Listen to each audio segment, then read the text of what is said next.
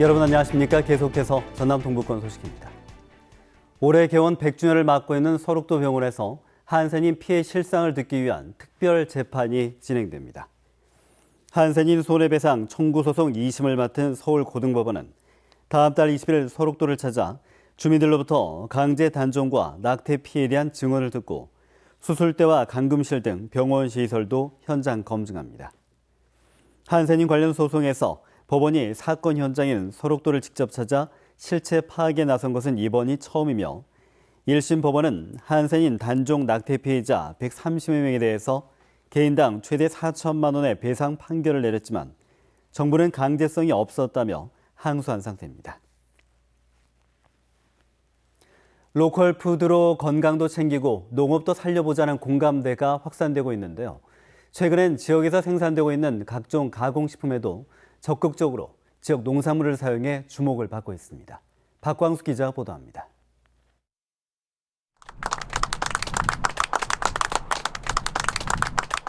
일 년 농사가 시작되는 계절, 조촐한 쌀 계약 재배 협약식이 열렸습니다. 광양의 한 양조업체가 이곳 논 6만 제곱미터에서 생산되는 쌀 전체를 납품해달라며 농민들과 계약을 맺은 겁니다. 양조업체 측과 농업인들은 협약 후 직접 농지를 찾아 모내기 작업에도 함께 나섰습니다. 업체 측은 올 한 해 이 농지에서 나올 30톤의 쌀이 다 소진될 때까지 이 지역 쌀만 쓰겠다는 약속의 의미라고 말합니다. 어려운 농민 도울 수 있어서 첫 번째 좋고요. 두 번째는 우리 질 좋은 제품을 만들어서 소비자들이 좋고 저희는 회사의 신뢰도가 높아져서 농사를 지어봐야 항상 팔 곳이 없어 걱정인 농민들도 크게 반기는 분위기입니다. 판로가 가장 문제죠. 농사를 지어도. 근데 그것이 주조공사하고 안정적인 계약을 하니까 즐거운 마음으로 농사 지을 수 있는 게 가장 즐겁습니다. 대기업 프랜차이즈 공세적 영업에 맞서 이 동네 빵집이 내건 전략도 지역 농산물을 쓰자였습니다. 매실 주산지로서의 명성을 제품 홍보에 활용하고 수확기 남아도는 매실 판로를 확보하는 데도 큰 도움을 줄 수 있다는 계산이었습니다. 광양의 유명한 특산품 매실을 이용해서 저희 빵에 접목을 시키면 농가의 수익도 올리고 저희 제품을 홍보할 수 있는 기회가 될 것 같아서 농산물 수입 개방과 과잉 생산 등으로 갈수록 힘들어지는 농민들과 대기업의 공세적 영업에 고전하는 지역의 식품 가공업계, 로컬 푸드를 고리로 맺어가는 상생의 협력이 성과로 이어질 수 있을지 주목됩니다. MBC 뉴스 박광수입니다. 기업들이 주로 마케팅에 활용하고 있는 빅데이터가 행정에도 도입되고 있는데요. 어떤 효과가 있을까요? 윤군수 기자가 알아봤습니다. 대인시장 주변에서는 노인들의 횡단 사고가 유난히 잦습니다. 상무지구 롯데마트 주변은 사고 위험 때문에 주정차 단속이 필요한 구간입니다. 3년치 교통사고 기록과 유동인구의 패턴 등 11개 기관의 방대한 자료를 분석한 결과입니다. 이 결과를 토대로 광주시는 전통시장 주변의 횡단보도 신호주기를 조정하고 불법 주정차 중점 단속 구간을 정하는 등의 대책을 마련했습니다. 이렇게 개별 사업에 활용하던 빅데이터를 광주시가 행정 전반에 도입하기로 했습니다. 정책에 반영할 수 있도록 저희가 그 정확한 빅데이터를 발굴할 예정이고요. 또 시민들도 이 빅데이터를 활용해서 실생활을 활용하실 수 있도록 정보 제공도 확대할 예정입니다. 빅데이터 분석에는 통신사를 통한 유동인구 정보, 카드사의 매출 정보, SNS의 키워드 등 광범위한 자료가 총동원됩니다. 어떤 연령층이 언제 어디에서 무엇을 하는데 돈을 썼는지 알면 맞춤형 관광상품을 만들 수 있고 시민들의 불만이 뭔지를 알면 개선책도 내놓을 수 있습니다. 광주시는 4억 4천만 원을 들여서 빅데이터 분석을 위한 시스템을 올 연말까지 구축할 계획입니다. MBC 뉴스 윤문수입니다. 지난해 12월 이후 감소세를 보여왔던 전남 지역의 미분양 주택 수가 지난달 다시 큰 폭으로 늘었습니다. 국토교통부에 따르면 지난달 기준 전남 지역의 미분양 주택은 2,010여 가구로 전달보다 46% 넘게 증가했고 광주 지역은 810여 가구로 6% 정도 늘었습니다. 악성 미분양으로 불리는 중공후 미분양 주택의 경우에도 전남은 440여 가구, 광주는 210여 가구로 나타났습니다. 더불어민주당 초선 당선인들이 진도 팽목항을 찾았습니다. 20대 국회에서 가족의 마음으로 세월호 미수습자 가족과 함께 하겠다는 뜻을 밝혔는데요. 김양훈 기자가 전합니다. 더불어민주당 초선 당선인 22명이 진도 팽목항 분향소를 찾아 헌화 분향했습니다. 20대 국회 활동에 앞서 세월호 참사를 잊지 않겠다는 의원들의 다짐을 대내외에 알리기 위해서입니다. 이어진 미수습자 가족들과의 간담회. 가족들은 세월호의 온전한 선체 인양을 통해 미수습자 9명을 수습하고 진상규명을 해야 한다고 논문로 요구했습니다. 제발 도와주세요. 세월호 인양해서 사람 먼저 찾고 그 배를 가지고 진실을 밝힐 수 있도록.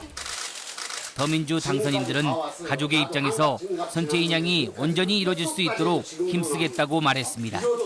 가족의 마음으로 인양하는 데부터 집중해서 할 수 있도록 할 수 있는 최대한의 일을 찾아서 돕고.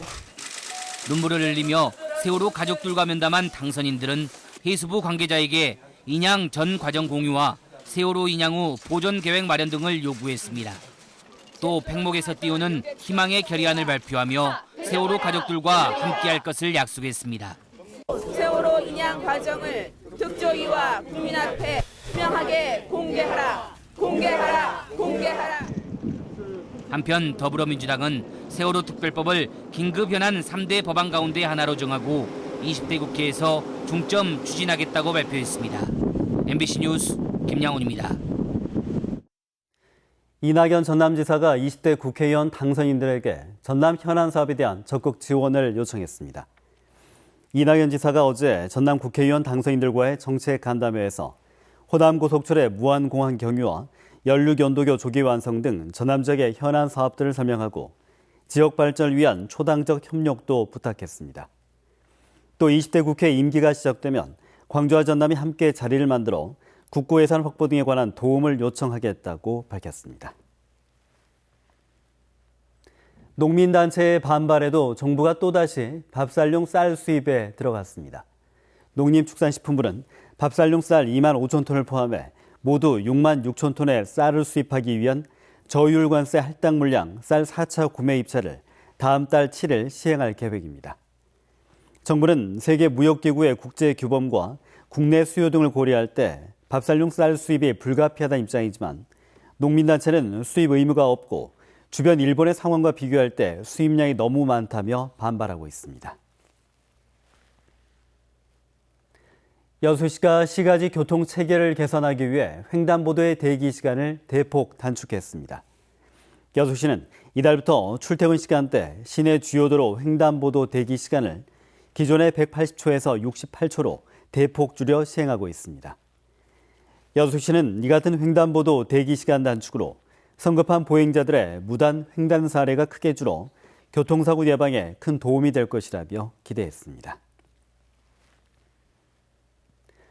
여름철 물놀이 사고 예방을 위해 여수해양경비 안전서가 오는 8월까지 관내 초등학생 2,200여 명을 대상으로 찾아가는 물놀이 안전교실을 운영합니다.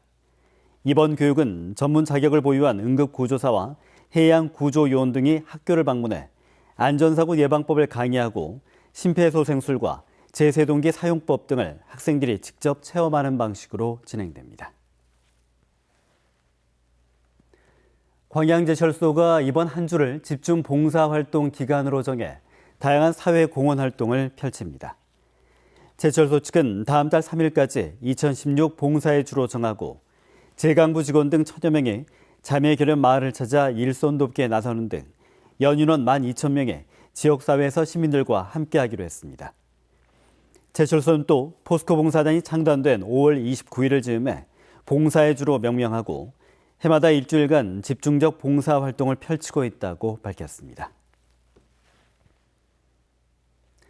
지난 27일까지 진도군에서 열렸던 제24회 전라남도 장애인 체육대회에서 여수가 종합 우승을 차지했습니다. 하나되는 우리의 꿈, 함께하는 전남의 힘을 주제로 열린 이번 대회에서 여수시는 역도와 육상 등에서 금메달 42개 등을 따 6년 만에 종합 우승의 쾌거를 달성했습니다. 한편 목포시는 금메달 39개를 획득해 종합 2위, 광양시는 금메달 32개 등으로 3위에 올랐습니다.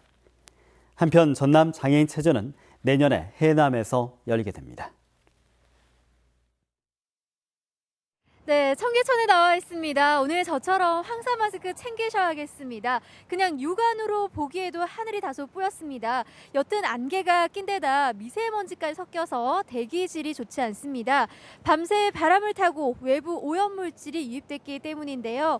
현재 미세먼지 농도 서울이 94, 안성이 122, 청주 90, 익산 101 마이크로그램으로 평소보다 짙습니다. 오늘 수도권과 강원 영서, 충청도는 종일 나쁨 수준을 보이겠고 그 밖에 남부에서도 오전까지는 농도가 일시 짙겠습니다. 낮은 어제보다 더 더워집니다. 1도에서 6도가량은 더 오르겠는데요. 경상도 곳곳으로는 폭염주의보까지 내려졌습니다. 대구가 33도까지 치솟겠고 광주 30도, 서울도 29도까지 오르겠습니다. 여기에 자외선도 강하겠습니다. 자세한 현재 기온 보시면 서울이 17.8도, 대전 16.1도, 대구 18.9도로 선선한데요. 한낮 기온은 서울이 29도, 전주 30도, 안동 32도까지 올라 덥겠습니다.